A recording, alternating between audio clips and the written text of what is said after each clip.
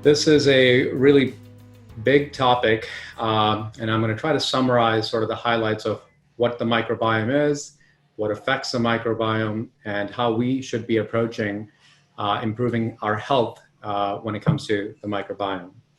Um, so, we have had a human-centric approach throughout our history where we believe that we were unique individuals, that our DNA is better than others and our species is more superior on this planet. But what we are learning is that we are actually a common form of multiple organisms that occupy this body, and we need all of the pieces together, the bacteria, the viruses, the fungi, and our own DNA and cells to function appropriately. So the shift has gone from the perfect man, i.e. the Leonardo Vitruvius man, to a more holistic approach. And to kind of dive in deeper, we are really a superorganism here, where there are roughly about 10 trillion human cells with about 23,000 genes that express in those cells. Yet there are greater than 100 trillion bacterial cells, viral or fungal cells that cohabit with us. And those cells encompass over 3 million genes so far and counting. Just as a highlight, the microbiome was not a thing that was very much in the popular press or even in science appreciated as much until the last 20 years. And now every single scientific society is pushing heavily for us to look deeper into how those diseases affect the microbiome and how the microbiome affects those diseases. So we truly live in a balance between our cells and the microbiome, and that balance leads to health, or if there's chronic inflammation, can lead to disease. There are many things that these bacteria that cohabit with us affect. They affect the production of vitamin K and other vitamins in our body. The bacteria produce these so that we can absorb them. And if they're not present, that can throw off our own physiology. They affect our bone health. With inadequate bacteria, you don't convert enough calcium to absorbable calcium, which leads to osteoporosis down the line. They affect cardiac disease. There are certain bacteria that are present that convert tyrosine to the other cofactors, which lead to atherogenesis, or plaque formation in the arteries of our heart and our neck, which predispose us to heart disease or stroke. And a common theme across the way is this pandemic, not the COVID one, but the obesity pandemic that we all suffer from. Almost 50+% of people are obese in this country at this point. And what we're learning is that bacteria that reside in your gut, the ones that help break down the food, can make it easier for us to develop obesity or not. And so all of these factors are important, and the bacteria that are there are important. Absolutely, they are.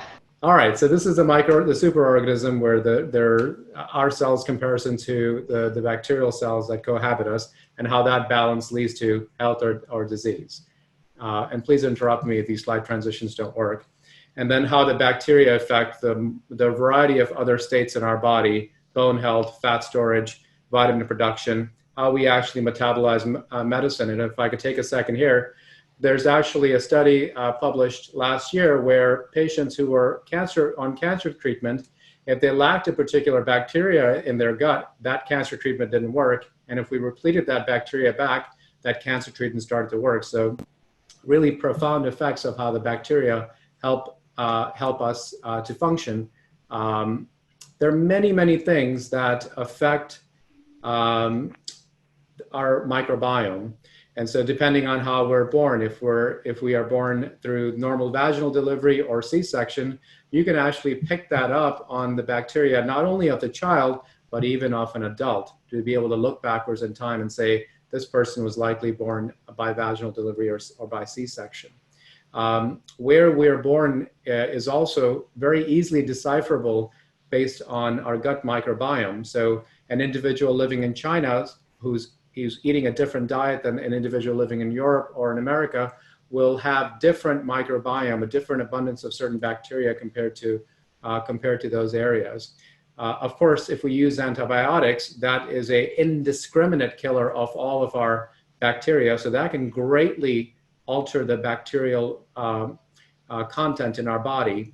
And then aging, there is a senescence that occurs with aging, and that maybe there are linkages that you can get premature aging effects because of the bacteria that are changing in our body. And certainly diet and exercise are actually beneficial for improving the right type of bacteria in our guts. There are many, many companies now that are in this space that are able to take a stool sample either by a swab or a collection in a vial and run a detailed analysis of the different species of bacteria that are in our gut. And some of these have come and gone, like Ubiome went bankrupt last year, but there are a plethora of new labs opening up every single day. And that really helps us to be able to broadly offer the ability to screen our microbiome more effectively. I preferably, in our practice, we use GI map because it gives a very clear panel of bacterial, both the good, the not so good, and the really bad bacteria, plus viral and other pathogens. But these are really more commercially available, and I would advocate for you to seek out this information from your doctor or from a provider who really specializes in this, because this is really valuable and gives us great insight in terms of how we manage our health. A couple of concepts that sort of float around with microbiome is how do we improve our microbiome if there is an alteration? If you suffer from chronic gut disorder where you have chronic bloating or pain or diarrhea or constipation, your microbiome is probably the more likely culprit than the food or other things that tends to get blamed. And IBS, which is a catch-all disease, likely is a foundational in microbiome disorder than anything else. And two things that we are using to help manage the microbiome are things that are called prebiotics and probiotics. And so the simplest way I could sort of put this, probiotics are good, healthy bacteria. They are the seeds that you ingest that allow to plant and grow good bacteria. And prebiotics are in our organic fiber type supplements that actually are like fertilizer. The good bacteria love these prebiotics, and they allow the good bacteria to grow. So there's many, many different types of this out there. The only downside to this is that if you're just indiscriminately taking a over-the-counter probiotic or prebiotic without actually doing an analysis of your microbiome, then you are effectively treating the unknown, because there are, as I mentioned, thousands of different species and over 30 trillion bacteria that live with us. Taking a few billion colony-forming units of an over-the-counter pill, which most of them are going to die with the acid in the stomach, are really not going to get you to where you need to get to if you're trying to heal your bacteria. So some more data is needed before trying out a prebiotic or probiotic on your own.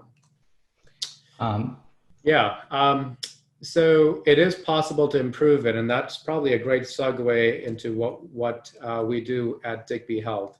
And so at Digby, we are looking at not only the microbiome of an individual, but we actually also look at that individual's DNA. And based on those two data points, we're able to create an algorithm of food intervention. So we give folks what we call their superfoods to help promote the growth of good bacteria, to promote better diversity of that bacteria, and return that person to health. In addition, a provider can also prescribe the right type of probiotic based on the deficiency that you're seeing in your microbiome report. as well as the right type of prebiotic to support that probiotic seeding properly. The time frame for this change is in the matter of months, and then there is a certain amount of maintenance that is required, because if you go back to your previous high processed, high fructose type of diet, or have high stress or other things that are interfering with your microbiome in the first place, then you're going to fall back in the same track. So there is some level of maintenance and maybe repeating of that data to look at how we're going to maintain that over time.